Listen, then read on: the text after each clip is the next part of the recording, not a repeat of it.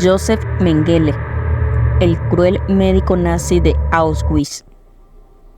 Desde hacer crueles pruebas con gemelos hasta usar a una familia con enanismo para su diversión personal, el ángel de la muerte no conocía la compasión. El nombre de Josef Mengele siempre ha sido sinónimo de sadismo y crueldad. Conocido también por el apodo de Ángel de la Muerte, este médico nazi realizó durante años despiadados experimentos en humanos con la firme intención no solo de erradicar a los que consideraba inferiores, sino también de buscar la perpetuación y proliferación de la raza aria. De esta forma, Mengele acabó fríamente con la vida de cientos de miles de personas en el campo de concentración de Auschwitz, donde también llevó a cabo multitud de pruebas en gemelos recién nacidos, sus preferidos para investigar. Durante años, este mal llamado doctor fue el terror de los judíos enviados a este centro de exterminio. Josef Mengele nació en 1911 en Günzburg, Baviera, en el seno de una acomodada familia católica. El joven Josef era conocido en su pequeño pueblo por su alegría, su inteligencia y unas ansias terribles de superación. A su vez, destacaba por la gran pasión que sentía hacia la música y el arte. De hecho, llegó incluso a escribir una obra de teatro que fue representada en su juventud. Curiosamente, Mengele fue miembro de la Cruz Roja en su infancia. En contraposición con los actos que cometería solo unos pocos años después, tal era su espíritu solidario que llegó a inscribirse en la Cruz Roja y en varios grupos juveniles similares. No obstante, pronto desarrollaría un gran interés por la antropología, algo que marcaría su vida para siempre. De niño, también hubo ocasiones en las que se escapó por los pelos de enfermedades y accidentes. A los 6 años, se cayó en un profundo barril de agua de lluvia y estuvo a punto de ahogarse. También padeció un terrible ataque de envenenamiento en sangre.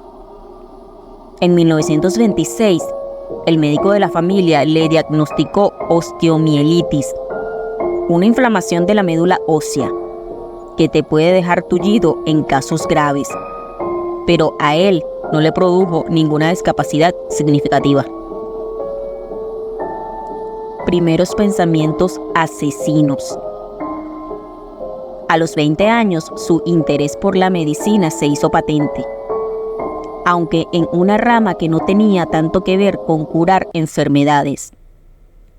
Concretamente, pronto se centraría en el estudio de los orígenes culturales y el desarrollo del ser humano, además de en la paleontología y la antropología. Es difícil concretar con precisión qué corrompió la mente de Mengele. Probablemente fue la combinación entre el ambiente político y su interés real en la genética y la evolución la que coincidió con el concepto de que algunos seres humanos con trastornos no eran aptos para reproducirse, ni siquiera para vivir, determinan los autores anglófonos.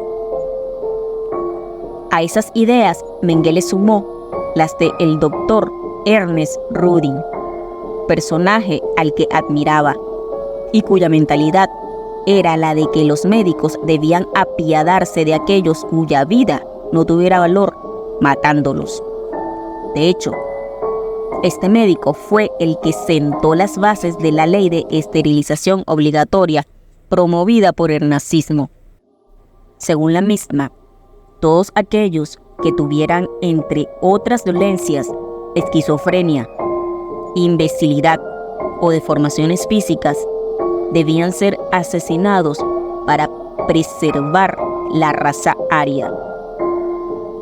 Seguidor oficial de Hitler. En todo caso, el ángel de la muerte pronto se encontró tratando de conseguir el doctorado de antropología y el título de médico. Estudios que compaginaba con actividades ligadas al partido nazi de Hitler. En mayo de 1937 presentó la solicitud y a su debido tiempo se convirtió en el miembro número 5.574.974. Sus sujetos favoritos de estudio eran los bebés. Una vez dentro del nazismo, las influencias y los conocimientos de Mengele sobre la evolución humana, afirmaba que podía saber la raza de una persona analizando las facciones de su cara. Le granjearon un rápido ascenso. De esta forma, y con tan solo 27 años, fue aceptado en las SS después de confirmarse que sus antepasados eran arios. Poco después, en 1942, fue enviado al frente, donde ejerció, entre otras cosas, de médico de campaña. En batalla, llegó incluso a conseguir varias medallas por la valentía mostrada en acto de servicio. De esta forma, Joseph Mengele se convertiría en toda una leyenda viva para los médicos de la SS. Auschwitz, campo de pruebas de Mengele. No obstante, este sádico doctor tuvo que esperar todavía un tiempo hasta que, ya con rango de capitán, se le concedió un puesto como médico en el campo de concentración de Auschwitz. Ser enviado a este lugar era un sueño hecho realidad para Mengele, pues significaba que podía llevar a cabo todos los crueles experimentos que deseara. El verdadero laboratorio de pruebas humanas de Mengele sería el campo de concentración de Auschwitz, a donde llegaría en calidad de médico oficial el 24 de mayo de 1943. Por aquel entonces, este campamento albergaba más de 140.000 prisioneros y podía acabar con casi 9.000 vidas humanas al día haciendo uso de sus cámaras de gas. De hecho, se calcula que en este centro de muerte murieron aproximadamente 2 millones de personas, el equivalente a la población total de Letonia. Una sádica forma de eliminar el tifus. Nada más llegar al campo, el ángel de la muerte consiguió hacerse famoso entre reclusos y soldados alemanes al solucionar de forma radical un problema que llevaba meses asolando Auschwitz: el tifus. Unos días después de su llegada, cuando Auschwitz estaba en medio de la agonía de una de las muchas epidemias de tifus, Mengele se creó fama de ser eficaz de forma radical y despiadada. Este sádico doctor decidió que para detener la epidemia debía enviar a las cámaras de gas a 1.600 gitanos y judíos, tanto hombres como mujeres y niños, que tuvieran cualquier síntoma de tifus. Algo que, según narran algunos supervivientes, hizo con total frialdad. Sin embargo, esta no fue la única medida que llevó a cabo el ángel de la muerte. Según la doctora Ella Lingens, una médico austríaca enviada a Auschwitz, envió a la cámara de gas a todo un barracón de judías, 600 mujeres, y lo hizo limpiar. Luego lo hizo desinfectar de arriba a abajo. Después, puso bañeras entre este barracón. Sacó a las mujeres del siguiente para que las desinfectaran y las envió al barracón limpio. El barracón siguiente se limpió de la misma manera. Fin del tifus. Lo triste es que no pudieran meter en ningún lado a las 600 primeras judías que fueron enviadas a la cámara de gas. pruebas con gemelos. Pero lo que verdaderamente llamaba la atención de Mengele era la experimentación con gemelos. Concretamente, el interés por este tipo de sujetos se lo había suscitado uno de sus mentores, Eugen Fischer. Para el citado Fischer, la experimentación con gemelos era el instrumento de investigación más importante en relación a la llamada higiene racial, determinada Erradón. Los médicos nazis pretendían clonar una nueva raza muchas décadas antes de que se descubriera la secuencia completa del ADN humano.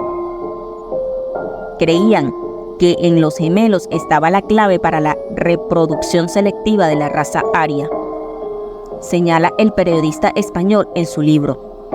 Es decir, buscaban que las madres alemanas pudieran dar a luz multitud de hijos arios que reemplazaran a las razas inferiores. Al cruel doctor le encantaba realizar pruebas de radiación y resistencia del dolor en humanos. Para todos estos fines resultan muy útiles los gemelos, pues multiplicaban las posibilidades de estudio, ya que si uno fallecía durante los experimentos, se podía continuar la investigación con su hermano. Los médicos nazis pretendían clonar una nueva raza aria. En una ocasión, trató los ojos de 4 parejas de gemelos de origen gitano que había asesinado y los envió al Instituto Kaiser Wilhelm, donde servirían a un tal doctor Magnussen para un ensayo que estaba escribiendo sobre el tema. Explica Erradón sobre el ángel de la muerte. En otra ocasión, infectó a gemelos judíos y húngaros con bacterias de fiebre tifoidea y les extrajo sangre en varias etapas siguiendo el curso de la enfermedad hasta su muerte. Pretendía comprobar en ellos las similitudes anatómicas y sus reacciones a determinados experimentos. Tras ello, los diseccionaba. Sin embargo, sus experimentos todavía podían llegar a ser más inhumanos, sobre todo los que realizaba en bebés, sus sujetos favoritos de estudio. El culmen de su depravación llegó en el momento en el que pretendió crear siameses. Escogió a 2 niños gemelos de 4 años, uno de ellos jorobado, que respondían al nombre de Guido y Justin. Cuando fueron devueltos a los barracones 2 días después, estaban cosidos por la espalda hasta las muñecas, unidos incluso por las venas. La gangrena se había apoderado de sus cuerpos y el olor era insoportable. Estos murieron a causa de la terrible infección provocada por el dantesco procedimiento. Mengele y los Ovitz. A su vez, y aunque este maléfico médico estaba obsesionado con la experimentación en gemelos, también llevó a cabo multitud de pruebas en personas con malformaciones genéticas. De ellas, pretendía averiguar si los problemas genéticos eran hereditarios o tenían alguna relación con la raza. Tristemente célebres entre las cobayas de Mengele fueron 7 enanos de la familia Ovitz, judíos rumanos que trabajaban para una compañía circense llamada Lilliput Troupe y que viajaban por los países del este de Europa interpretando jazz y realizando espectáculos. Determina el periodista español. Al parecer, el ángel de la muerte sintió tanta curiosidad por ellos que se les realizó todo tipo de pruebas, entre las que se destacaron la extracción de médula ósea o la inserción de agua hirviendo a través de los oídos. A pesar de todo, esta familia con enanismo logró salvarse y mantenerse viva, entreteniendo a este loco doctor nazi. Para ello, cantaban en las ocasiones especiales canciones en alemán y actuaban para los oficiales del campo. Finalmente, y por suerte, lograron volver a su natal Transilvania, una vez liberado en el campo de Auschwitz. Una curiosa huida y una misteriosa muerte. La suerte de Mengele, sin embargo, cambió en 1945, cuando los oficiales nazis del campo de concentración recibieron el aviso de que debían abandonar Auschwitz y destruir todas las pruebas incriminatorias de sus múltiples crímenes. Y es que los rusos se acercaban peligrosamente, liberando a su paso todos los centros de exterminio que encontraban. El 17 de enero, el Ángel de la Muerte, el mismo que solo 3 años antes había hecho todo lo que estaba en su mano para ser destinado en Auschwitz, abandonó el campo de concentración para salvar su vida.